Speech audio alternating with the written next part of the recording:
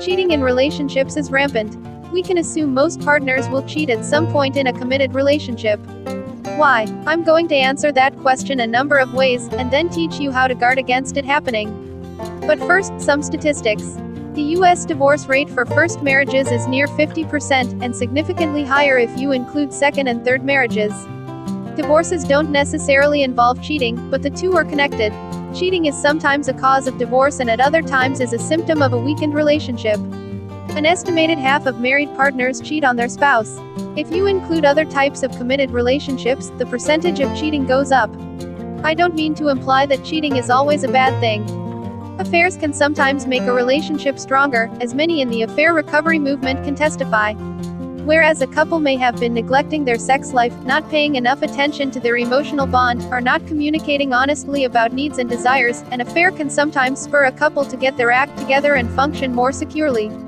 Cheating can sometimes be a way to end an unhealthy relationship, or gain clarity about what is truly fulfilling. An affair can be a way to make a move in a stagnant relationship rather than hang out in limbo for years. But cheating is also generally a very painful experience for one or both committed partners. I also don't mean to imply that monogamous relationships are somehow better than other kinds of arrangements. To each his own, but by and large, most people in the Western world still choose to function in mutually agreed upon committed relationships. So it makes sense to explore what prevents cheating and how to protect your relationship from it, or at least stack the odds in your favor. Especially because cheating can have a negative effect not just on adults in relationships but on young children who depend physically and emotionally on the stability of adult relationships. Here are 10 ways to prevent cheating in relationship. 1. Have agreements. Dr. Stan Tatkin has written on the importance of having explicit agreements. He says, everything that is assumed does not really exist. Agreements should be clear, and cover how to handle others' advances, what information is shared, attraction to others, and how quickly you tell each other about romantic or flirty experiences. There should be a conversation on what constitutes cheating, because initially partners may not be on the same page.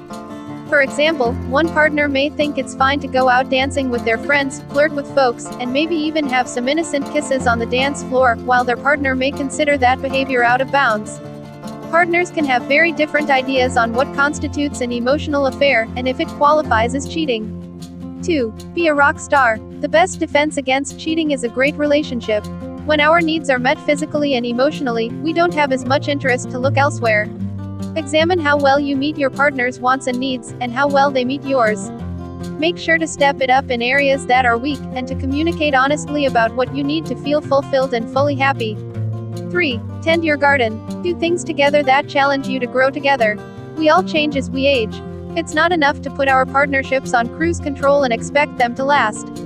How are you going to keep up with your partner's changing thoughts, preferences, ideas, and desires? How do they keep up with yours? Read books together, attend seminars, or find a good online relationship education program to keep your partnership on the cutting edge of moving forward so you are continually discovering one another. 4. Understand your partner. Sounds simple, but it's not. Your partner has all kinds of secret thoughts and feelings they probably don't tell you, or possibly anyone. You need to be safe enough to your partner that you get the full skinny. How? Encourage honesty with a lot of compassion and no judgment. Find out the few things about your partner that no one else knows. Use that information to be on the inside every day in terms of their experiences in the relationship, at work, and with themselves. Know things their mom or friends don't even know. This knowledge makes you valuable in a way few others can replicate. 5. Don't be jealous, be better. If you suspect your partner's attention may be drifting elsewhere, it may push them further away to become angry and critical with them. Jealousy is natural, but try to focus on wooing your partner even more with your talents and capabilities.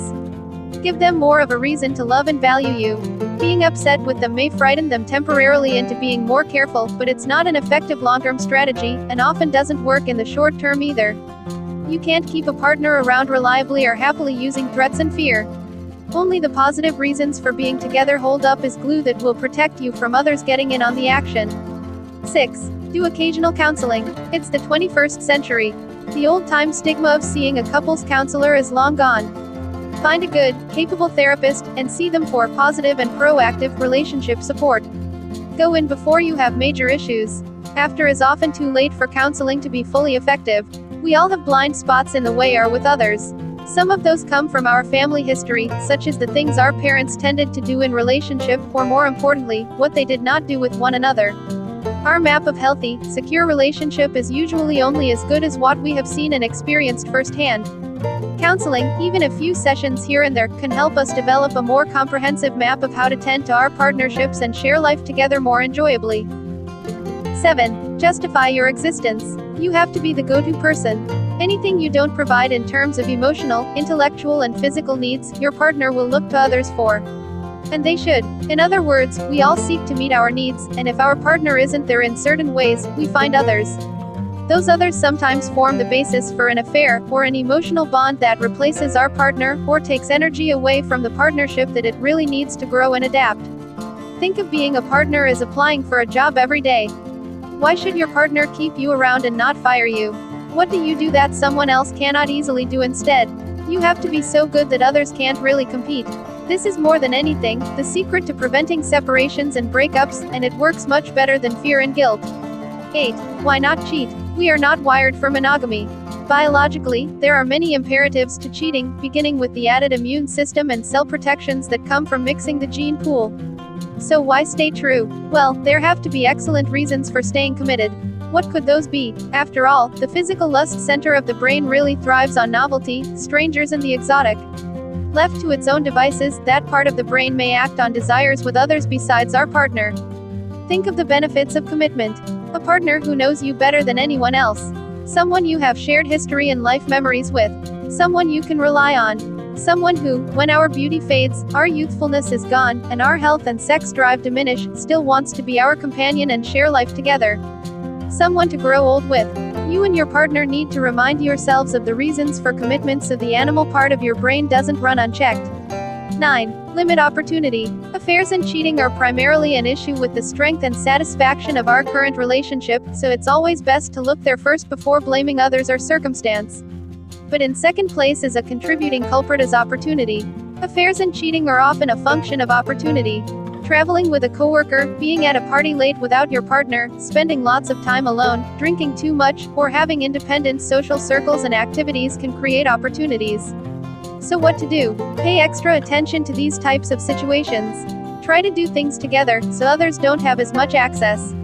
Stay in touch during the day, and text if one of you is out late at night.